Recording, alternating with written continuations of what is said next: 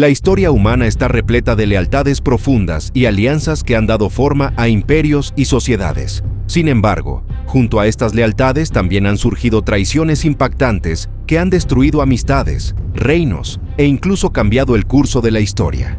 A continuación, exploramos algunas de las traiciones más famosas e influyentes y cómo sus consecuencias se sintieron durante siglos. El 15 de marzo del año 44 a.C., el Senado romano fue testigo de uno de los asesinatos más famosos de la historia.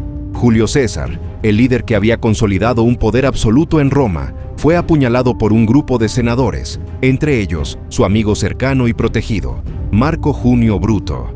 La traición de Bruto, uno de los hombres de confianza de César, fue el golpe más sorprendente. Roma, en ese momento, era una república en crisis.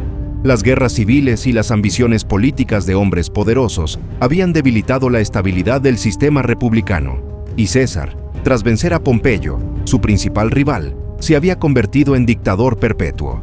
Sus ambiciones de poder absoluto generaron resentimiento entre los senadores, quienes temían que acabara con la república y se proclamara rey.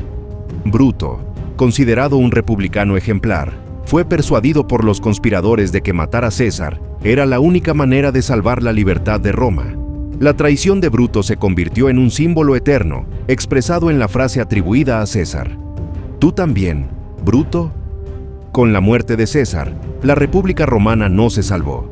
De hecho, su asesinato desencadenó una serie de guerras civiles que llevaron finalmente al establecimiento del Imperio Romano bajo el mando de Augusto.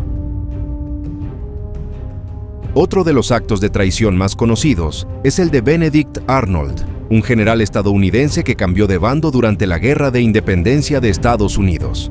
Arnold era un héroe de guerra y había sido instrumental en algunas de las victorias más importantes del ejército revolucionario contra las tropas británicas. Sin embargo, Arnold sentía que su contribución no era reconocida y que otros, menos merecedores, recibían honores y promociones.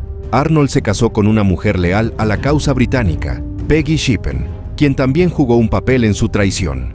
Convencido de que no tenía futuro en el ejército estadounidense, Arnold comenzó a negociar con los británicos, ofreciéndose a entregar la fortaleza de West Point a cambio de dinero y un puesto de alto rango en el ejército británico. Sin embargo, su complot fue descubierto y Arnold huyó para unirse al ejército británico. Su nombre se convirtió en sinónimo de traición en Estados Unidos, y aunque recibió una pensión y un puesto menor en el ejército británico, nunca fue aceptado plenamente ni en su país natal, ni en su nuevo hogar. En 1519, Hernán Cortés, el conquistador español, llegó a las costas de México y comenzó su expedición hacia el interior del Imperio Azteca. En ese momento, el imperio era una potencia regional, temido y respetado por las civilizaciones vecinas. Sin embargo, los aztecas tenían varios enemigos, y uno de ellos eran los tlaxcaltecas, un grupo indígena que había sufrido bajo la hegemonía azteca. Cortés se alió con los tlaxcaltecas y otros pueblos enemigos de los aztecas, quienes vieron en la llegada de los españoles una oportunidad para librarse del dominio de Tenochtitlán. Juntos, los aliados indígenas y los conquistadores españoles avanzaron sobre el imperio azteca, debilitándolo significativamente.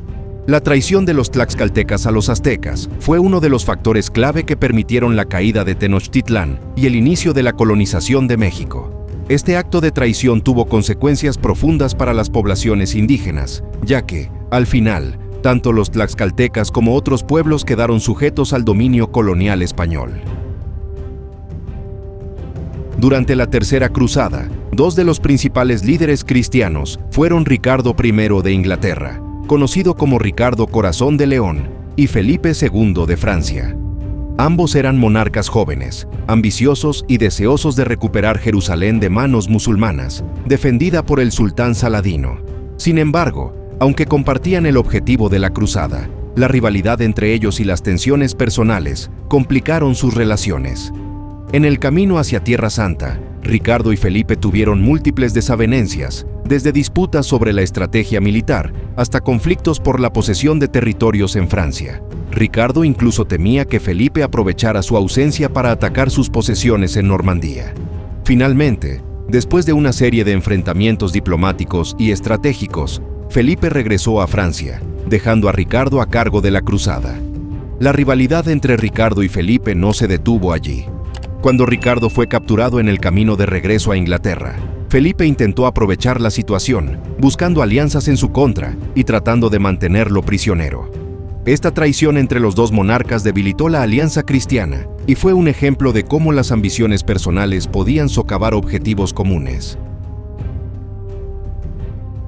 Iván IV de Rusia, conocido como Iván el Terrible, fue uno de los gobernantes más temidos de su época.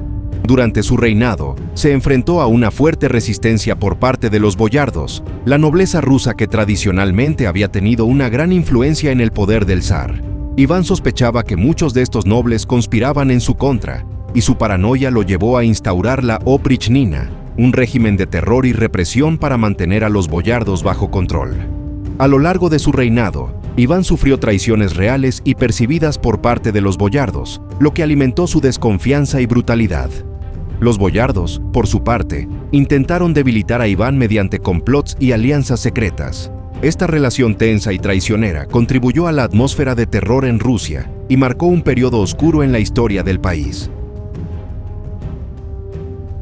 Estas traiciones, aunque ocurrieron en contextos muy diferentes, comparten el hecho de que fueron motivadas por el deseo de poder, resentimientos personales o la necesidad de supervivencia política.